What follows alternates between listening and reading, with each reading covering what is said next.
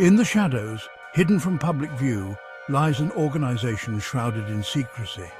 It operates outside the bounds of governments and laws, a silent guardian against threats unseen.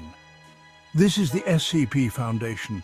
Its existence is a closely guarded secret, known only to a select few. The uninitiated would scoff at the mere thought of its existence, but the truth is far more unsettling than fiction.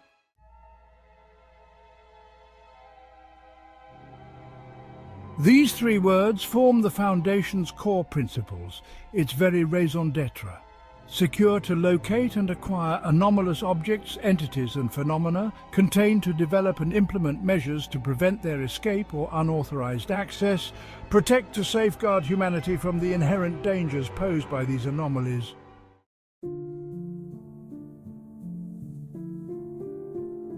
The SCP Foundation operates in a moral grey area. Its methods are often extreme, its decisions driven by a cold calculus of risk and reward. To protect the many, they are willing to sacrifice the few. Is this the price of security? Is the Foundation a necessary evil?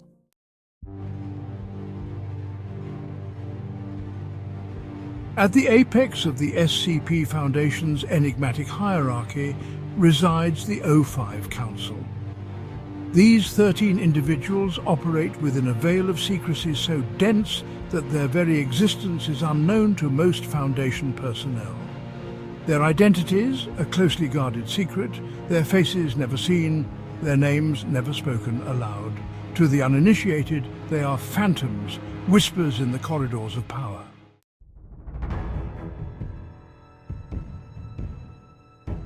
The O5 Council sees itself as the ultimate guardian against the unknown.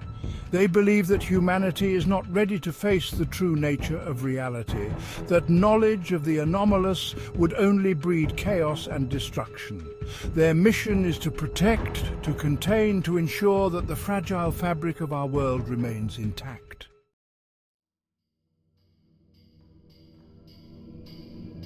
The O5 Council's power is absolute, unchecked by any external authority. They answer to no government, no organization, no moral code beyond their own. This lack of accountability has led some within the Foundation to question their motives, to whisper of corruption and a dangerous lust for power.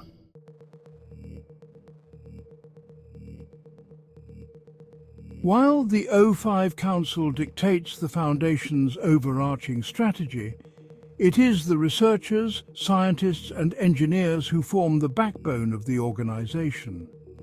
Tasked with the daunting responsibility of understanding and containing the anomalous, these individuals represent the best minds humanity has to offer.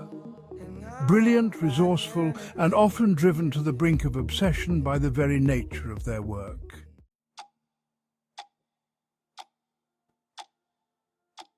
Containment, however, is not merely about brute force or technological prowess. Often it requires a nuanced understanding of an anomaly's behavior, its strengths, its weaknesses, and even its potential triggers.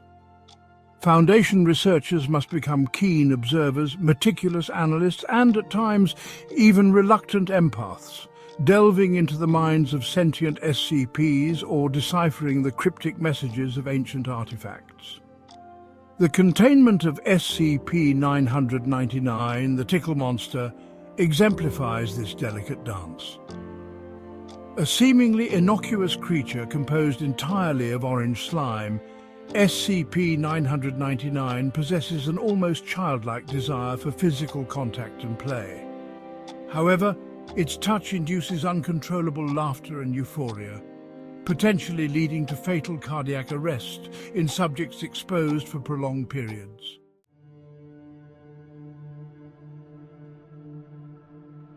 The burden of knowledge weighs heavily on Foundation researchers. They are privy to secrets that would drive ordinary people mad, exposed to horrors that defy comprehension.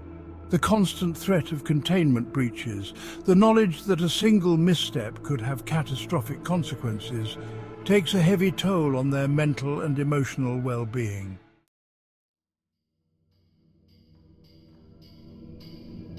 In the chilling calculus of the SCP Foundation, human life holds a different value. While the researchers and security personnel operate with a degree of protection, another group exists within the Foundation's structure, the D-class personnel. These individuals are deemed expendable, mere tools to be used and discarded in the pursuit of containment.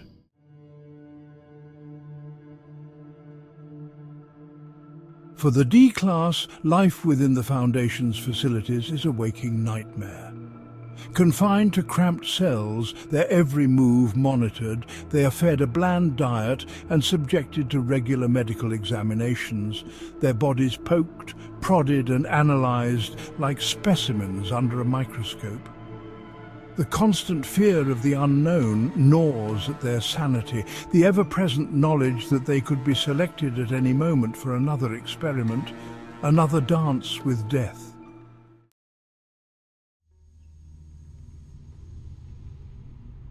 What is perhaps most disturbing about the Foundation's use of D-class personnel is the banality with which it is carried out.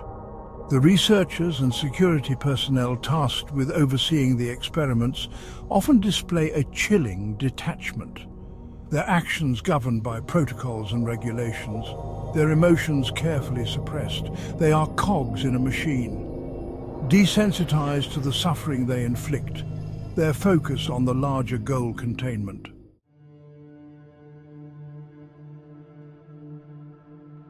Despite the horrors they endure, the D-class personnel are not mere statistics. They are human beings, each with their own story, their own hopes, their own dreams. The Foundation may strip them of their names and their freedom, but it cannot extinguish the spark of humanity that flickers within them. In quiet moments, away from the watchful eyes of the guards and the cold scrutiny of the researchers, the D-class whisper stories to each other.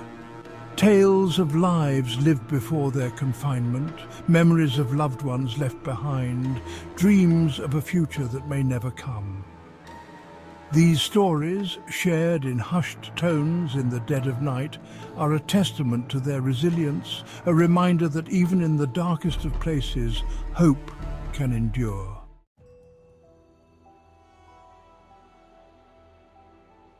The SCP Foundation's true terror lies not just in its clandestine operations or its disregard for human life in pursuit of its goals. The genuine horror resides in the objects, entities and phenomena it contains, the SCPs themselves. Each file in the Foundation's vast archives represents a potential apocalypse averted, a nightmare perpetually held at bay by concrete, steel, and the constant vigilance of its personnel.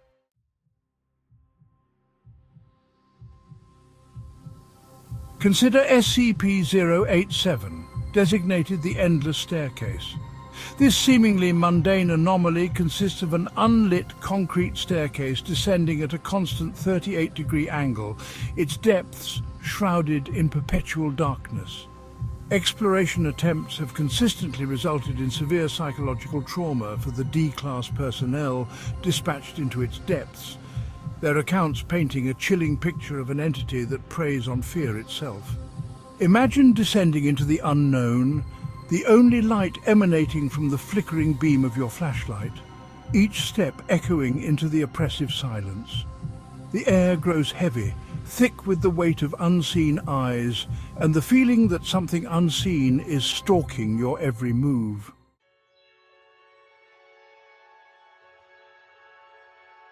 The SCP Foundation operates in a world of moral shadows, a realm where the lines between right and wrong blur into shades of grey. Their mission, to secure, contain, protect, is a noble one, a desperate struggle to safeguard humanity from the unknown. But the methods employed in this struggle raise profound ethical questions, questions that strike at the very heart of what it means to be human. The Foundation's use of D-class personnel drawn from prisons, asylums, and the fringes of society represents perhaps its most controversial practice. These individuals, deemed expendable by the powers that be, are subjected to unspeakable horrors, forced to interact with deadly anomalies, their lives treated as mere pawns in a high-stakes game of cosmic chess.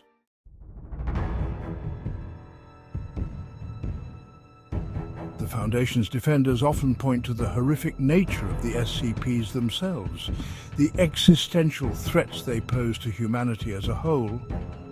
Faced with such unimaginable horrors, they argue, extreme measures are not only justified, but necessary. To hesitate, to prioritize individual morality over the survival of the species, would be tantamount to condemning billions to a fate worse than death. Yet this argument, while compelling, rests on a foundation of secrecy and unchecked power. The Foundation operates outside the bounds of any government or legal system, its actions shrouded in a veil of secrecy that shields it from accountability. Who then is to say that their choices, however extreme, are truly necessary?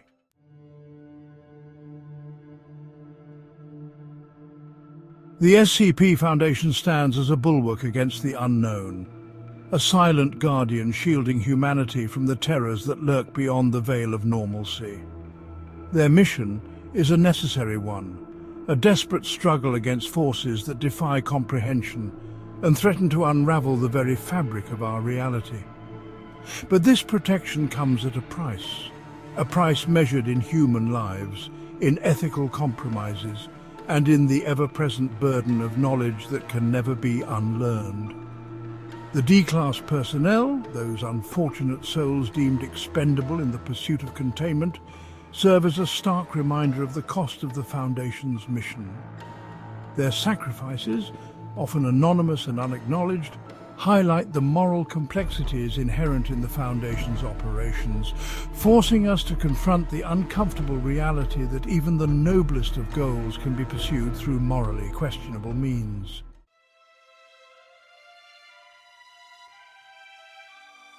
The SCP Foundation, for all its flaws and contradictions, represents a necessary evil in a world where the impossible is all too real. The anomalies they contain, the threats they neutralize, are a constant reminder of the fragility of our existence, the thin veneer of normalcy that separates us from the chaos that lies beyond. The Foundation's work is never done. New threats emerge constantly, demanding innovative solutions, pushing the boundaries of science and technology, and testing the limits of human endurance. The unseen war continues, waged in the shadows, a perpetual struggle against the forces of darkness that threaten to consume our world.